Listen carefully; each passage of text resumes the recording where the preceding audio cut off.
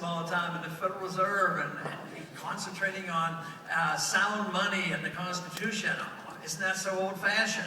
Well, the founders knew something about this. They suffered through the inflation of the continental dollar. There was total destruction of the continental money, and therefore they didn't want it to happen to us. They wanted to protect us, so they put in the Constitution only gold and silver could be legal tender, and that you could not print paper money, and that you don't have authority to start a central bank. So we've sort of violated that a bit. They didn't amend the Constitution, they just totally ignore it.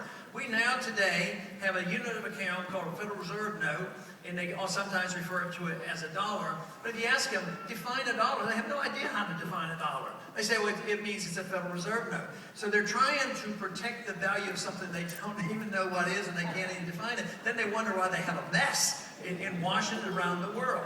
The dollar and the money issue is so important because it's 1/2 of everything we transact. Whether you're measuring wages or prices or incomes or interest rates, it's all measured by this dollar that you can't define. And then they wonder how we got into this mess. But the whole problem, starting in 1913, was to establish a growth path for big government.